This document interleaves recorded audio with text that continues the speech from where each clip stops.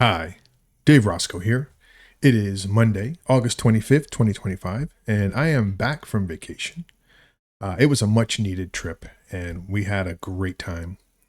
If you've never been to Hawaii, it is every bit as beautiful as people say.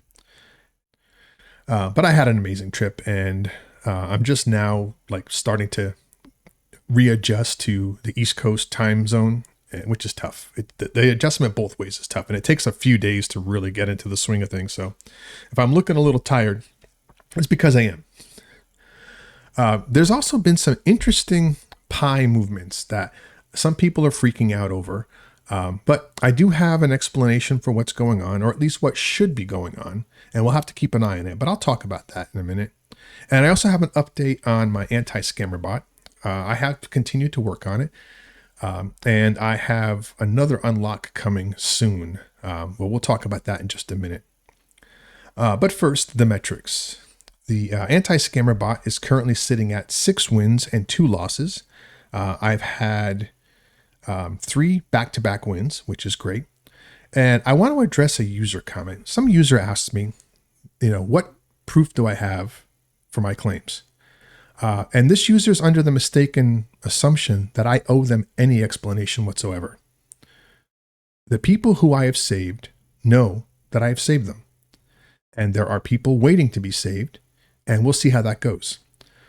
So I'm not sure what kind of proof you need, but I can tell you this: the people who I have saved have all the proof they need. And the problem is that most of them don't watch my channel anymore. I've served my purpose for them and they've moved on. But if they haven't, maybe they'll engage you and explain to you exactly how successful I was for them. Regarding passphrase recovery, I had a chat with a moderator, and I have decided to pause offering this service right now. With the unlock rescues, it's a little bit different because I have a lot more solid ground to prove ownership of the wallet that I'm trying to save. And I do require proof. I had somebody reach out to me, and maybe it was legit, maybe it wasn't, but they could not prove ownership of the wallet. And the excuses are many, and the bottom line is if you can't prove you own the wallet that we're trying to rescue, I don't want your information. Don't give it to me. I'm not going to help you. I just don't want to be in a position of trying to help somebody steal from somebody else. And unfortunately for passphrase recovery, it's a much tougher sell to prove that you're the owner. And the other problem is security. The moderator says, well, if my system got compromised in some way, then this would be one more way for scammers to get passphrases. Now, I'm fairly certain that my security is fairly good, but a coordinated attack on my network could maybe get through. I don't know. So when you have a wallet that's already compromised, you have nothing to lose. But with passphrase recovery, your wallet's not compromised. So if somebody were to get the passphrase from me, now I've created a situation that didn't exist before. And yeah, it stinks because that means that you can't access your wallet either. But it also means that I'm not helping you access a wallet that isn't maybe yours. So it's a lot harder to prove ownership, and there is a risk. So I've decided to pause that for now and reevaluate how I want to move forward with that, if at all. So just wanted to give you that update. The circulating supply is 7.9 billion pi. And there were 19,663 user accounts migrated in the last 24 hours. That was yesterday, totaling 5.8 million pi. There is 15.2 million pi in the Pi migration wallet, and migrations are not currently happening. The migrated unlocked rewards are at 2.64 billion pi. I don't have the numbers for the unlock pi for the last 24 hours just because I haven't been tracking them. So I'll have that for you tomorrow. Looking at the price action, the Pi coin is currently trading at 33 cents, which is down which is down 4.18% from this time yesterday. The market cap is at $2.69 billion, which is down 4.13%. I really hate seeing the market cap so low. The daily trading volume is at $50.61 million, which is up 81.14%. And you can see that in the metrics here. I'm not quite sure why it's up, but the volume is up with a downward pressure. And we'll talk about that because I was just in a charting session with Bullish Babe on the Wolfpack, and she says it's looking rough. A lot of cryptos right now are looking bearish, at least in the short term, and Pi is no exception. It did not benefit from the recent pumps of some of these cryptos, but it's certainly continuing to look bearish. Based on the current trend, the Pi coin could break down to as low as 25 cents. Or this could be a short squeeze. A lot of people are thinking the Pi coin is going to continue to go down, so you're seeing a lot of shorts, and we could see a short squeeze.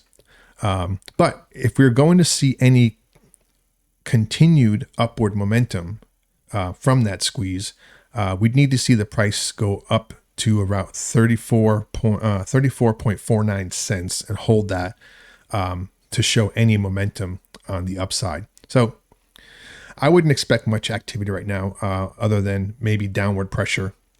So keep an eye on that. If you've got shorts, be very careful because like we said, this could be a short squeeze. Now, somebody had pointed out some weird Pi movements. And if you take a look at this, 3 days ago, we had 5 transactions of 100 million Pi each coming out of the Pi Foundation 14 wallet and going to several new accounts.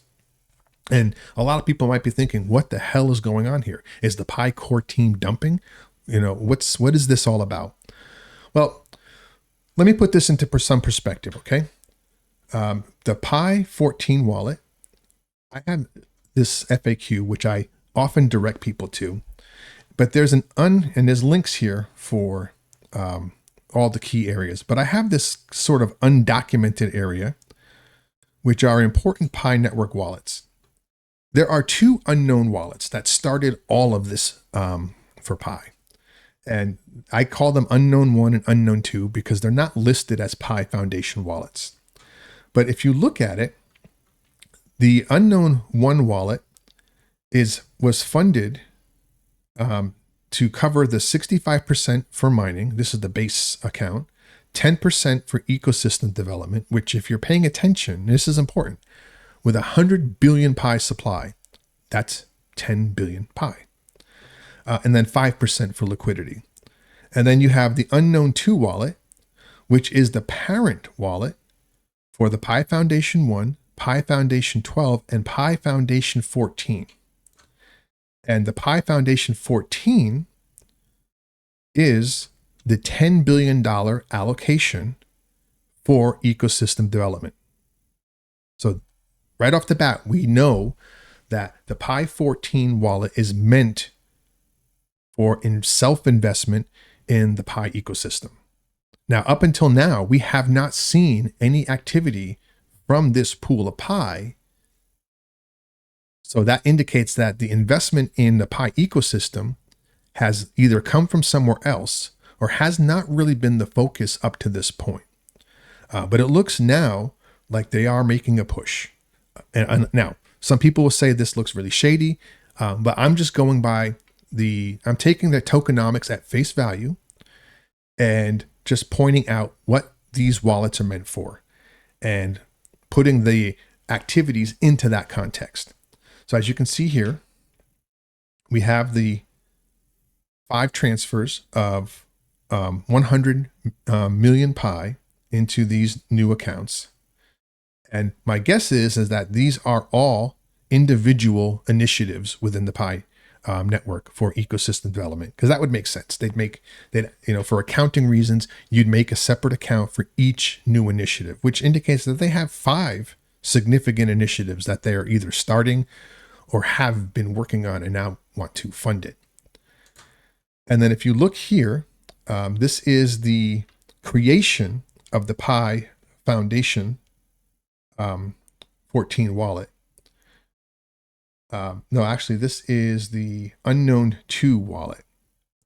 And then here, I've got a bunch of these open, so forgive me, is where the Pi Foundation 14 wallet was created from that master wallet. And that was created 3 years ago. So it was created with 10 billion, which reflects the 10% allocation.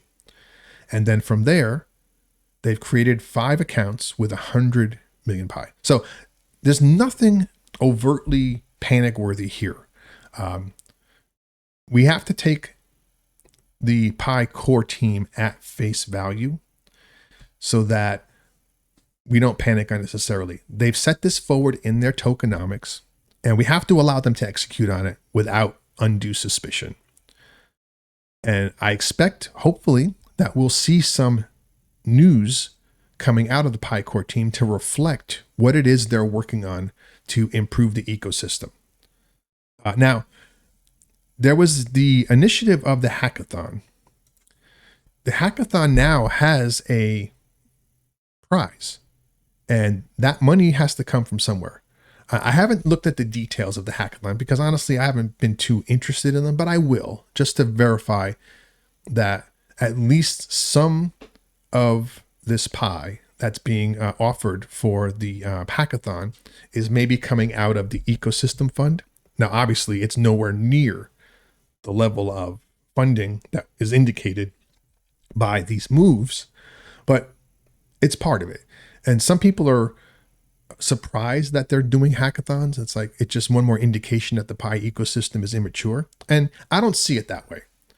I would expect the hackathons to continue, and I don't see any reason not to, because it's one more way of engaging the community. And as we mature, what comes out of the of these hackathons should be better quality apps, especially now with the apps, the new app studio with the AI-driven app generation. I'm not sure if that's part of the hackathon. Like I said, I have not really had time to look into the details of this hackathon, and like I said, I will. But I think hackathons are a good thing, and they shouldn't stop just because we're open mainnet.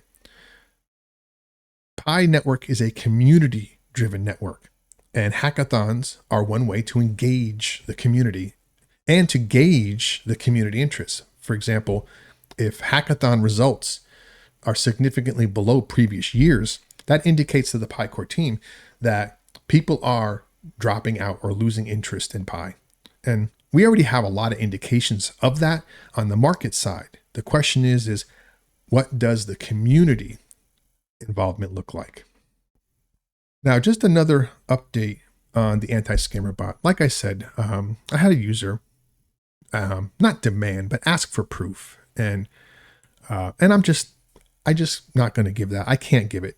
There's no way to provide proof that this is working that is believable, except for the people that are being saved. So I'm not trying to be shady or opaque, but I just don't have any requirement to disclose everything to everybody. I do what I do. People trust me or they don't. It really doesn't matter to me. It doesn't change what I'm going to do. And for the people I help, it's great. They go from having no chance of saving their Pi to getting most of their Pi back. And that can't be anything but a good thing. I mean, if you're already compromised, your Pi is gone. Okay, people need to understand it's gone. Just because it's still in your wallet means nothing. You're just keeping it warm for the scammers. So bringing me into the loop. Now, if I were scamming people, you can be damn sure you'd be hearing about it on my videos, because people would be coming onto the comments and saying, Dave Roscoe scammed me. He said he'd help me and he took my Pi or whatever. And that's not happening. Okay. I would like it if the people I do save stuck around to help other people. Say, hey, he saved me, like a testimonial. But YouTube doesn't really make that easy. And let's face it, a lot of people come to my channel for a specific thing because they heard about it from someone else or happened to catch one of my videos. And then when they get what they want, they move on. And that's okay. But I can't really prove that what I'm saying is true.